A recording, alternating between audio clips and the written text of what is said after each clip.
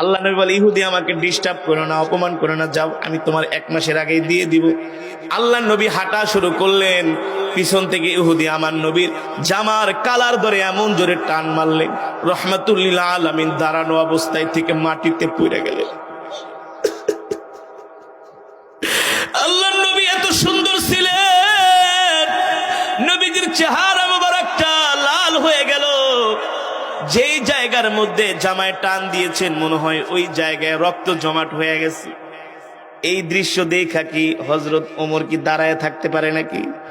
হযরত ওমর তার তরবারিটা কোষ থেকে বের করে, খাপ থেকে বের করে ইহুদির গলায় ধরে বলে, ইহুদি এত বড় সাহস, আমার সামনে তুই আল্লাহর নবীর জামার কালারে হাত দিছস, আমি তোর কল্লা ফালায় দেব, আমি তোকে আর বাঁচায় রাখবো না, আমার হাত থেকে তোকে কেউ বাঁচাতে পারবে না। আমার সামনে আমার নবীকে অপমান করস। আরে আমার সামনে যদি আমার নবীকে অপমান করস, তাইলে আমি ওমর কালেমা পড়া মুসলমান হয়ে লাভ কি হলো? জানোস না কার বেটা তোর সামনে দাঁড়ানো? খাত্তাবের ছেলে তোর সামনে দাঁড়ানো। এত বড় সাহস, তুই আমার নবীর গায়ে হাত দিছস। আল্লাহু আকবার।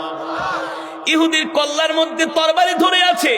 আল্লাহ নবী দূর থেকে তাকায়া দেখা আয়েশা উল্টা আল্লাহ নবী হযরত ওমরকে ধমক মারতেছে। সুবহানাল্লাহ। এ ওমর, সে হলো পাওনাদার, আমি হলাম দেনাদার। ইহুদি আমার মেহমান, তুমি তার গলায় তরবারি ধরছো, কে তোমাকে এত বড় সাহস দিয়েছে? তরবারি নামাও। আপনি আমি হইলে কি করতাম? কি করতাম কোন? হ্যাঁ, আপনি আমি হইলে করতাম, দূর হুজুর, আপনার লেগে আইছি, হের লাগে মারামারি করতে, আর উল্টা আপনি আমার শাসাইতেছেন, জান আপনার লাগেই থাকুম না। আমি আপনার জন্য আইলাম, আপনার পক্ষ হয়ে আইলাম, তার সাথে তাকে তরবারি ধরার জন্য, আর আপনি আমার উল্টা ধমকান না। যেমন নবী তেমন সাহাবী। হযরত ওমর চুপ করে আছে, হযরত ওমর চুপ করে কান্না করতেছে। আল্লাহ নবী বলে, ওমর লিমা তাবকিয়া, ওমর কাঁদো কেন? ওগো নবীজি, আমার সামনে আপনার জামার কালারে ধরে টান দিছে, আমি ওমর সহ্য করতে পারি না, অনুমতি দেন আমি ওর কল্লা ফালায় দেব। আমার সামনে আমার নবীর গায়ে হাত দেয়, আরে আমি ওমর বেঁচে থাকা লাভ কি? আল্লাহ নবী বলে, ওমর সাবধান, আমার মেহমান অপমান করবা না, মাপ চাও। কাকে বলতেছেন মাপ চাও? যাকে বলা হয় মিজাজে ওহী। আল্লাহু আকবার। যার সিদ্ধান্ত অনুযায়ী আল্লাহ তাআলা কোরআনুল কারীমের মধ্যে 21টার উপরে আয়াত নাজিল করেছে, যার সিদ্ধান্ত আল্লাহর সিদ্ধান্ত। আল্লাহু আকবার। ওমরকে আল্লাহ নবী ধমক দিয়েছে, সাবধান, মাপ চাও ওমর।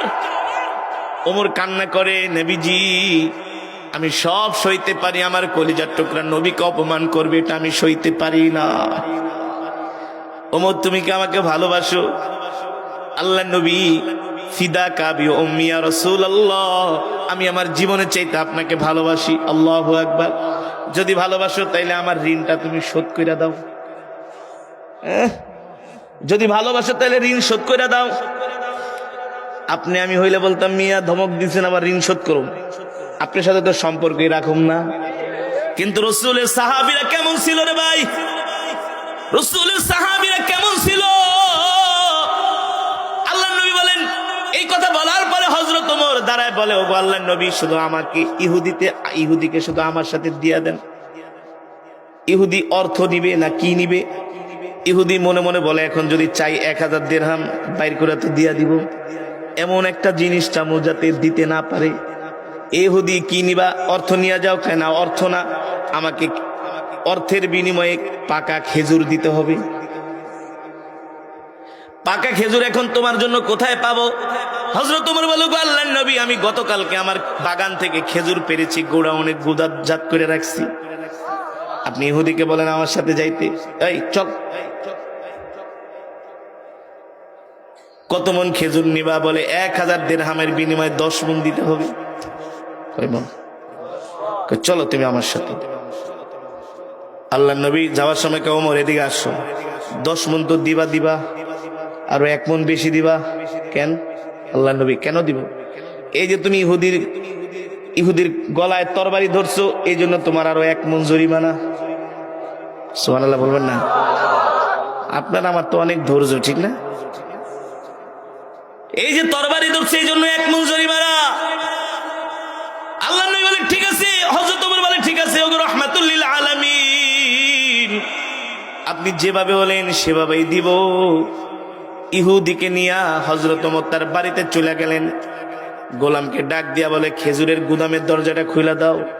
ইহুদি তোমার লোকজন নিয়ে আসতে বলো, 10 মণ খেজুর মাইপা তুমি নিয়ে যাও। ইহুদি 10 মণ খেজুর মাপলো। বলে ওমর 10 মণ খেজুর মাপছি, জায়গা। বলে যাও যাও। ও 10 মণ মাপছো? বলে হ্যাঁ। কয় না আরো 1 মণ মাপো বেশি, 11 মণ। কয় কেন? এ ইহুদি, ওই যে আমি তোমার গলায় তরবারি ধরছি, এই কারণে আল্লাহর নবী আমার আরো 1 মণ জরিমানা করছে। আল্লাহু আকবার, আল্লাহু আকবার। ইহুদি হযরত ওমরের চেহারার দিকে তাকায় কয়, মনে মনে কয় তুমি আমাকে এখনো বাঁচায় রাখছো, এটাই তো কপাল। তোমার মতো ওমরের সামনে দাঁড়ায় আছি, আমি তো তোমাকে চিনি, তোমার পূর্বপুরুষকে চিনি। তুমি কেমন জিদি মানুষ, রাগী মানুষ, শক্তিশালী যুবক। তোমার ভয়ে মক্কার সব কাফেরেরা থরথর করে কাঁপে। সেই ইহুদির সাথে তুমি এত সুন্দর আচরণ করতেছো। এবার ইহুদি ডাক দিয়া বলে ওমর 10 মণ খেজুরও নিব না, 1 মণ বেশিও নিব না। কেন নিবা না? কেন নিবা না? এ ওমর, মাত্র সামান্য কয়েক টাকার বিনিময়ে এত খেজুর দিয়া দিলা, একবারও জিজ্ঞাসা করলা না আল্লাহর নবীর সাথে আমার কি কথাবার্তা, কি লেনদেন হয়েছে? বলে এত কিছু জানার দরকার নাই, আমার নবী বলছে আমি তোমাকে খেজুর বুঝাইয়া দিলাম। আল্লাহু আকবার। ইহুদি ডাক দিয়া বলে ওমর, এ ওমর, খেজুর নিব না, তবে যাওয়ার সময় আমার সাথে একটু কথা বলো। বলে আল্লাহর নবী তো তোমার সাথে আমার কোনো কথা বলতে বলে নাই। আমরা হইলে তো কইতাম ভাই 10 মণ তো 2-4 মণ কমায় নেন, আমার পক্ষ থেকে দিতাছি, একটু আমার একটু সেভ করেন, হেল্প করেন। কেন তোমার সাথে কথা বলবো? আমার নবী আমাকে যেটা অর্ডার দিয়েছেন সেটাই করো তুমি। বলে ওমর, আসো ভাই আসো, তোমার সাথে একটু কথা বলি। কি কথা বলবা?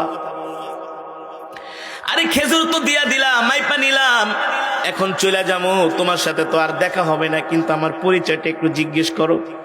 হযরত ওমর বলে তোমার পরিচয় তো জিজ্ঞেস করার কথা আল্লাহর নবী আমাকে বলে নাই। এবার ইহুদি যায়েদ বলে একবার একটু আমার পরিচয়টা জিজ্ঞেস করো। হযরত ওমর জিজ্ঞেস করলেন, বলো তোমার নাম কি? বলে আমার নাম হলো যায়েদ।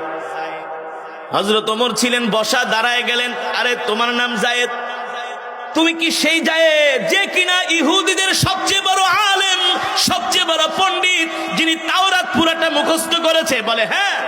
আরে তোমার নাম তো আমি আল্লাহর নবীর মুখে অনেকবার শুনছি, তুমি কি সেই যায়েদ? বলে হ্যাঁ।